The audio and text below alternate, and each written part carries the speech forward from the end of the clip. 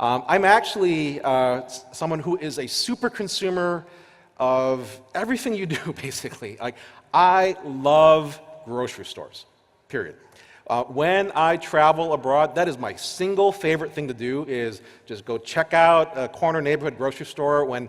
Actually, my family's here, so I'm going to talk about them frequently throughout, so I'll embarrass them. But my wife likes to go see museums and classic works of art, and I'm like, I'll see you later, take pictures, show me, and then I'll be at the grocery store checking out what's new and what's different that's there. So when I'm down there on the show exhibit, I am a kid in a candy store. It's a lot of fun, and it's gotten me in trouble, though, I have to say, because when I have, so I've done growth strategy work for about 2 decades.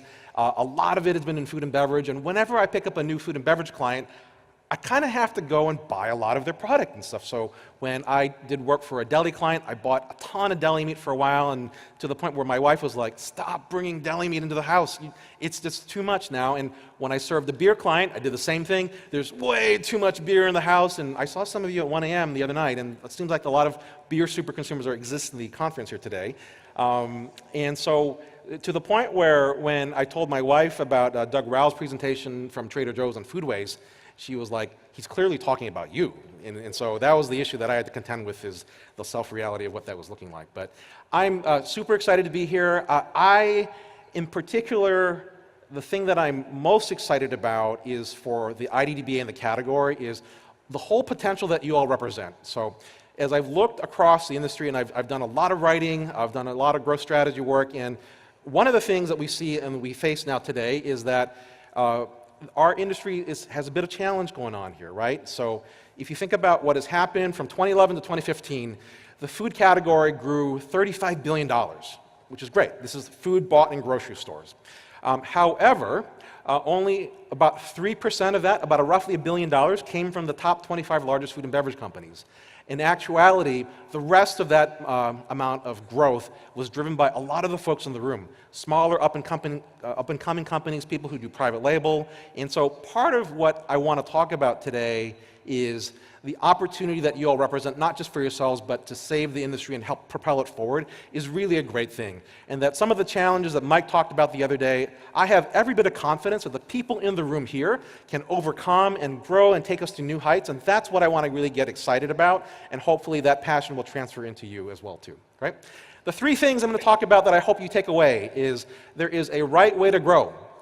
When I have run into companies over the years, I've seen a lot of growth strategies. I've sat in a lot of strategy sessions, and I have concluded there are better ways to grow than not. So we'll talk about what that looks like. So there is a right way to grow, and I think a less than good way.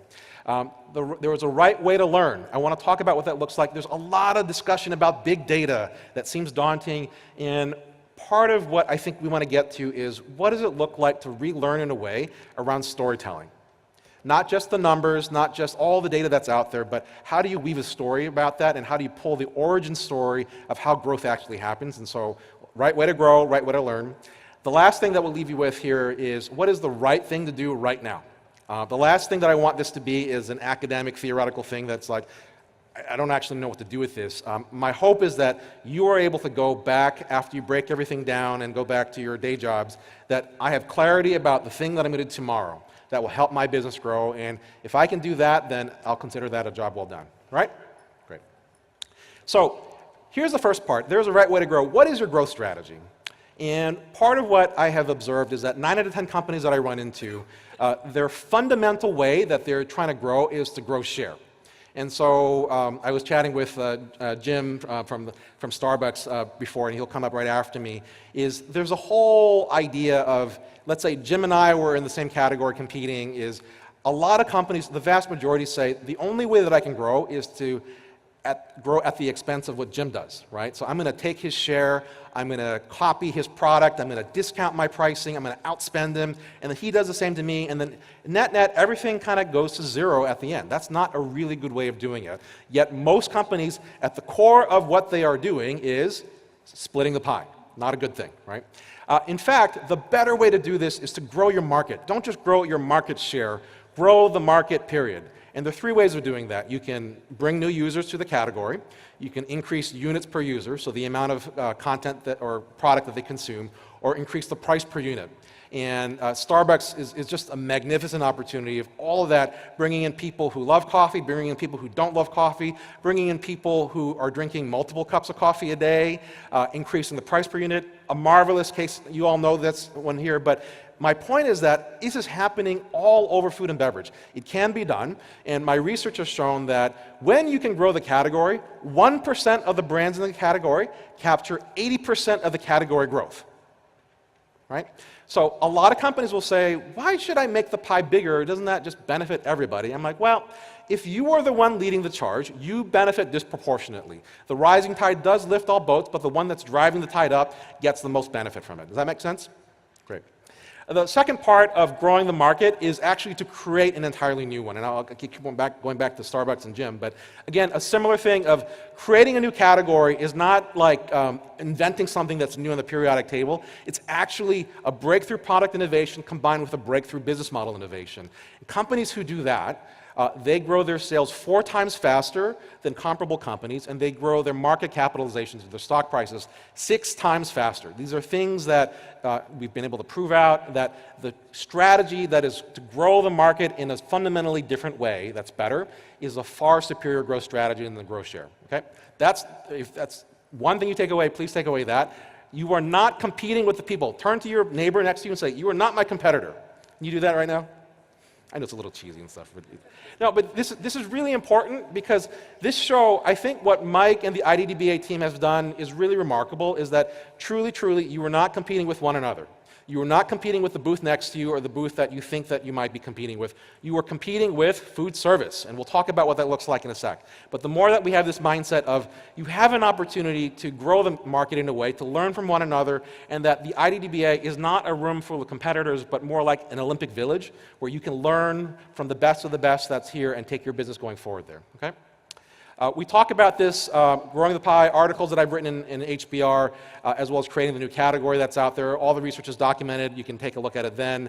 I was going to talk about superconsumers, but Mike did really a good job yesterday, and I was like, man, he's going to take my job from me. So what Mike said is basically what I wanted to say here, is that people who are high profit in the category and high passion in the category, these are super consumers. They are in every category that I've looked at, and this is the benefit that I've had as 20 years of growth strategy, but also 8 years of big data analysis from Nielsen, is looking at, in every category, in every country that I've worked in, a small fraction of consumers, usually about 10%, drive anywhere from 30 to 70% of category sales, more of category profit, and all the insight for how to grow it comes from them, right? If you ask an average consumer, you will get a below average answer about what you should do next. Stop asking those questions of those people. I talk about the uninspired cannot help you figure out the unimagined.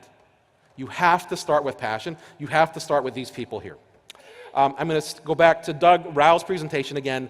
Abundance without waste is really the business benefit that you get from these super consumers, is that they can take what you are currently doing and make it sharper, better, faster with less waste.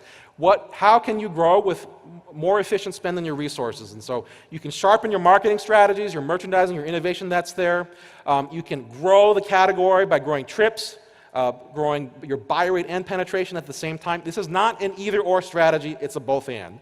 And lastly, this is the most important, stealing from food service, right? The single biggest thing that you can do to grow the pie, because we're not going to double the consumption of food that we all eat just yet, but the thing that you have to think about is the food service is the biggest threat that we'll get to. Now, I'll come back to that in a second. The origin story of superconsumers really goes back to what Giada said about her roots in Italy, right? Vilfredo Pareto, the Italian economist, came up with this idea. He discovered that a small fraction of the landowners in Italy controlled the vast majority of land that's there. And it's so not a new idea, right? And it's actually a much more pervasive one. If you take a look at this, there's a book out there called Super Bosses. Have you heard of this one? That if you look at all the great leaders that are out there, many of them can trace their lineage and their mentorship back to a few great bosses. So you think about the early presentation that Jewel gave and the award that she gave, that mentorship really matters, and that there are super bosses that create a huge lineage that's there. Think of Greg Popovich and the lineage of coaches that he has out there, right? There's a ton of NBA coaches, one that's two of them that's in there right now in the finals that have come from his family tree.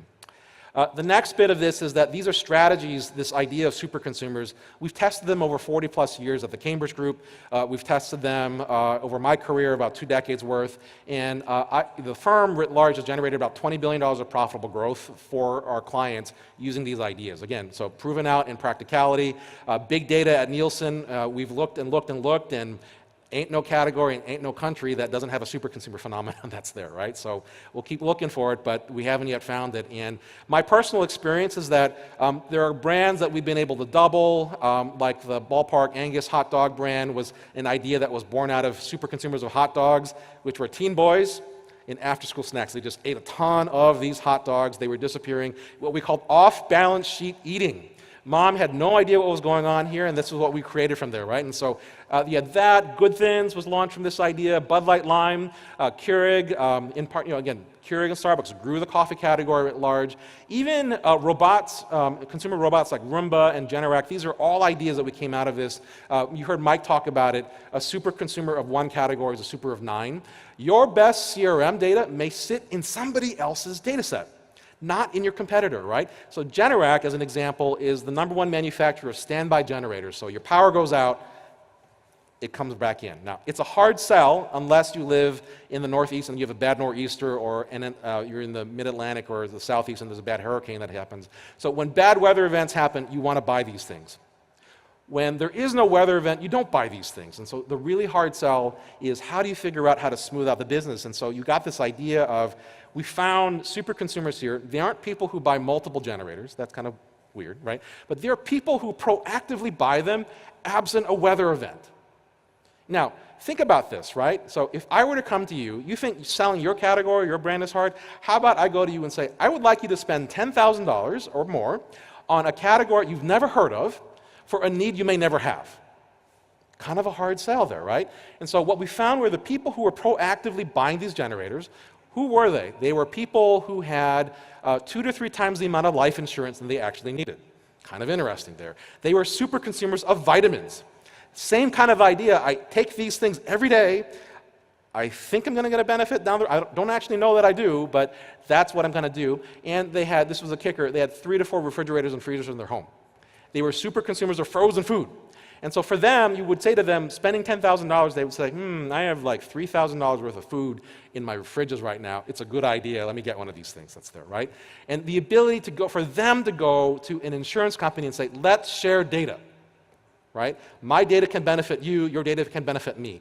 These opportunities exist, they're bountiful, and it's really, really important to understand kind of what this is that's there. And then, so that's the story of super consumers. Now, the research project that the IDDBA has commissioned us to do is part of the digging deeper that we're trying to get for you, resources in process now. We looked at 4 categories, bakery, cheese, deli, and chilled dairy. We quantified super consumers in all of these that are there, high passion, high profit, using some proprietary data that Nielsen has there. So that was really important from that vantage point.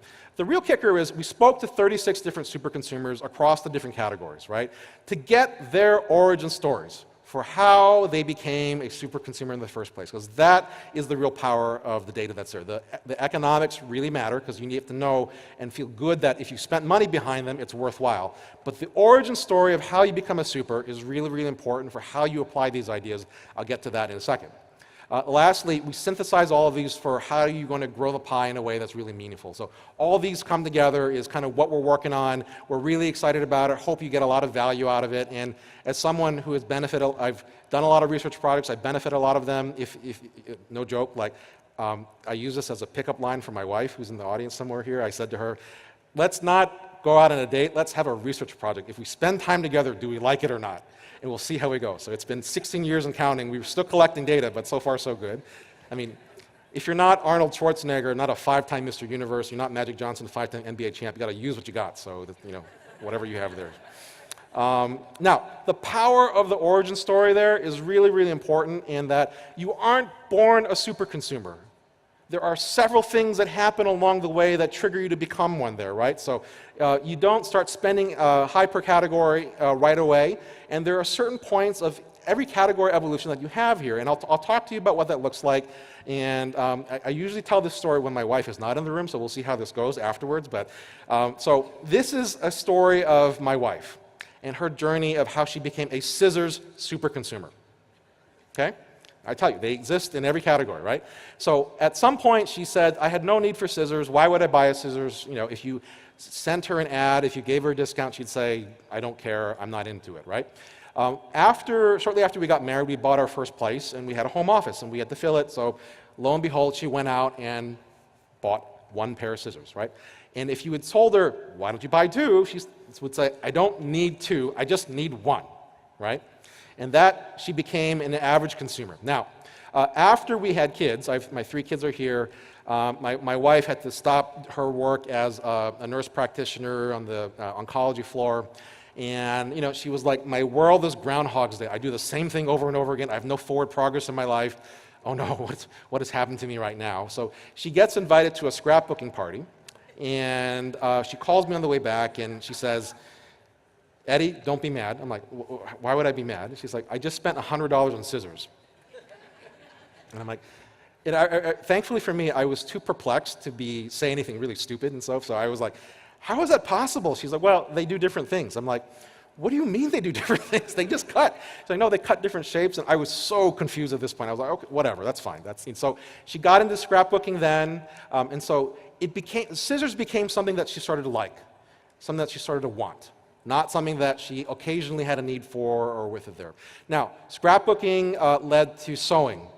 Sewing led to more scissors, right? So I think she became a super consumer. The most expensive pair of scissors that she has, I think, is a $50 one that looks like a pizza cutter. It's for cloth, and that's about all I know about what's going on there. But she uses it to cut cloth. It's really, really important. Her sewing habit is about creating lots of different things. She creates aprons, creates pillows. She creates these beautiful handbags that are custom fabrics for different people, in particular, our children's elementary school teachers. She picks them, learns about what they are interested in. She picks special fabrics, and she presents these beautiful, personalized handbags at the end as a way of saying thank you. Like culturally for us as Asians, it's like you thank and treat your teachers with respect. This is part of that there. It's also a way to ensure that for the good teachers that we like, for our older children, that the younger ones we stack the deck in our favor to get the right teachers that we get there, right? So at the end of the day, her sewing habit is not about just feeling fulfillment. It is not just about creating beautiful things, even though that's part of it. It's fundamentally about shaping our children's education for the future there, right?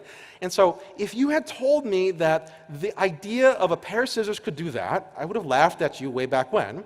But these are things that were latent within her, go back to her childhood with her grandmother and scrapbooking, triggered by different life stages, triggered by different marketing and sales events that happened by innovation that unlocked this behavior for her to the point where she is now someone who says, well, you know, it has changed her life. It's changed our lives. It's changed her teachers' lives in a way that's really meaningful. And when other people see her handiwork, they say, how can I do that too? And that is the circle of super consumers that you're trying to get to, right? People who are advocates of the category, selling the category and marketing on your behalf, right? And this is my point, is that the origin story of a super consumer is perhaps the most important data that you can get. It's not to say that the numbers are bad. I love numbers, right? But the most important data that you can get is the origin story of supers and how other people might intersect with that story and be convinced to come into the category that way too. Does that make sense? Okay. So, we talked about this beforehand. Why is this important? Is that the origin story helps us around the clear and common enemy, which is food service. You are not competing with the people next to you. For the first time in history, people are spending more money at restaurants than they are at groceries at home. This is a problem. If you let this go unfettered, this will be a bigger problem that's here, right? And so our collective objective here is to not beat out the next brand of deli or bakery or cheese that's here, is how do we bring people back into the store? How do we capture the imagination, what Mike said, of convince his wife that you can take someone out to dinner at a grocery store or something along those lines, right? And so this idea that we have is, how would you compete against this? Is that your super consumers of your category are the same ones that are eating out as well too. They are not, a super of one is a super of 9 others. The best way to figure out how you can steal share from food service is to get someone who loves your category and also loves to eat out and have them point out what's the difference between the two. Where are the gaps? Can you solve for the different things that are there? Just like the video that some of you may have seen from Mike's presentation with Eric, right? The guy who bought tons of frozen pizza, bought tons of deli cheese and specialty meats, and combined them together to trick out his meals. This is the clear opportunity that we have when you find a super consumer, talk to them, get their origin story, and then ask them this fundamental question is, how can I steal share back? How can I help you save money, frankly, from eating out? How can I help you get better control over the nutritional count that you have no control over when you eat out? How can I help you customize it in a way that you can when you eat out if you want, you're willing to be a pain in the butt, but if you don't want to do that, then how can you tailor-make the food just so that's perfectly for you? So this is what the research that we found is that there are 9 different ways of doing this. And we'll talk about some that are within grocery. So athletic boost and bonus is one of the ones we talk about. I'll just hit a few of these here. But this is Mike, right? Mike and his New Balance Super Consumer-ness. He couldn't have told it any better than I can, right? He runs hundreds of miles. And I didn't ask him this, but I suspect so that he can enjoy the other things that he is a super consumer of, the cheese and tequila, right, in that regard. The athletic boost and bonus is the same idea, is I run, therefore I can eat. It's not just people who are running and are steadfastly avoiding all the things that they shouldn't be eating. This is the whole Diet Coke and cheesecake phenomenon. People are interesting. They do funny things, and if you can understand the origin story of what they're doing, it can be an opportunity to grow. Same thing around sneaky smart snacks. Some of the folks at Columbus Craft Meats, I'll talk about them in a little bit. Joe Ennin and Michael Fox, they should be in the CPG Hall of Fame because of what they've done at Frito and at Safeway and then now at Columbus. But what they're doing now is some of the deli meat packages that they have are competing against salty snacks, like some of their brethren from beforehand. How do I steal share from that opportunity within that? Tricked out meals, you heard from beforehand of how do you take basic things and make them exciting in a way that is not so hard for you to do and not so costly for you to do, but a new twist that adds a little different element to you. Less mess condiments, we'll talk about in the research here. A spoonful of sugar, this is the whole idea of, you know what, if you raise your hand if you would like your kids to eat more vegetables here, this is a really hard one, and that if you had, at least one guy that's very honest, that's good. There are many ways of doing this, and it doesn't have to be just eat raw vegetables. There are many things that we sell in the Dairy-Deli-Bakery Cheese Association here that allow us to get that medicine go down a little bit easier. Now, there are ways of growing beyond grocery. We'll talk about carpool craziness and that the livelihoods that many of the moms, soccer moms or parents that have now, you spend more time in the car. I did a segment for Apple Cars on the radio about what they might be doing next, and I said they would be well, I have no inside information on this, but they would be well on their way if they actually reimagined a car, an electric car, a self-driving car, different than Tesla, different than Uber.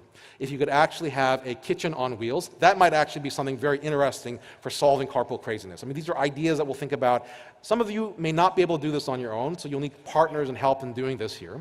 But Grocerant, we've talked about this as a food court fun, is an idea that is coming and burgeoning around. Whole Foods has talked about launching one there. Culture and conversation, again, food is a means to an end to have different conversations that I'm looking to have with different people. Missionary meals, we have a great story about a guy who, ex-military guy, saw something that really made him scared. So he saw the school lunch, right? And so, war veteran, the scariest thing that he saw was that he's like, how can I solve this in a way that benefits not just my children, but the children of the neighborhoods? And so, again, there's a lot of great content here that I hope you'll get use out of, and hopefully some of them will spark some ideas of how you can be more than just your category, because that's what super consumers are looking to get from you there. Okay? We talked about these examples of tricked out meals.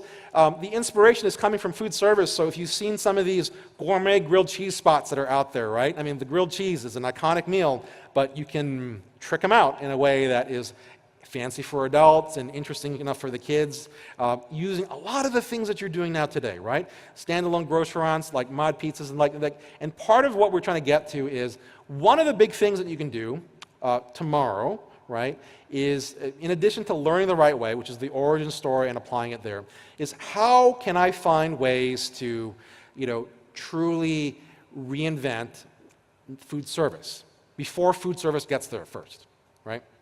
So these are all examples of next-gen food services, grocers reinventing. Super consumers can help you imagine the future before it actually happens. So go talk to them, find one, cultivate that conversation, and help them figure it out.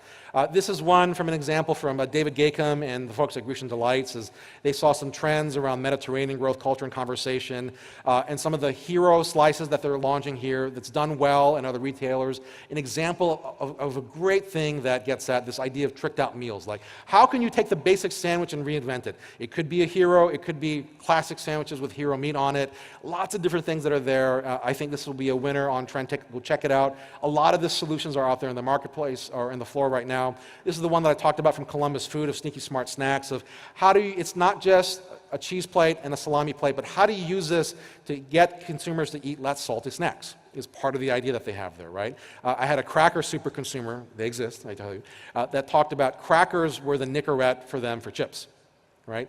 I like salty, I like crunchy, I don't want to eat chips because I just keep munching them too quickly. Crackers slow me down, and that's why I'm a super of that there. We'll talk about 28 million super consumers that we found, the 9 platforms that we found there. There's 51 million potential super consumers that could be them there, for a total of $11 billion of growth that we see for the category. This is the size of prizes, why I want you to dig into it and ask questions, because there's a lot to get to there. We'll go through these here real quickly. The one thing, I put out an article in HBR about a week ago or so. These 9 platforms drive a ton of sales, a lot of market share, but more importantly, they drive 3/4 of all the growth that's happening in your space. Share of growth is important of a metric as share of market. One thing that you should look at adopting from your data partners today. So we'll talk about how this can help for tomorrow. That's funny versus that's weird. I have another HBR article about this because I'm running out of time that you want to talk about. Don't call super consumers weird. They are not weird because you are super consumers, so, you know, the finger pointing thing that we talked about there. Their behavior is funny. Think about, be curious, go find out more about them, and figure out how it can apply for you there. There's some practical things about finding them, understanding them, engaging them, leaning in the book that some of you have gotten about very easy ways and steps that you can do to figure out how to activate them because they're in your midst, that's there. The next step that we'll talk about is there are many more supers, right? So we're going to go figure out with the IDDBA how many more are there. What can we do about them in a way that is specifically and more actionable to your categories that are there? And again, what's the deeper dive size of prize that's there? The last bit is that we just talk about growth. Part of being part of the IDDBA, this Olympic village as it is to have these conversations. So the book is out there, some of you have gotten to. Will be writing about growth on HBR Inc. and talking about it on Bloomberg Radio. So please come reach out to the IDDBA. I'd love to continue to have conversations about growth. These are different ways in which you can reach me on Twitter or email because I believe the answer is within and you are the savior of the food and beverage industries. So go get them. Thank you very much.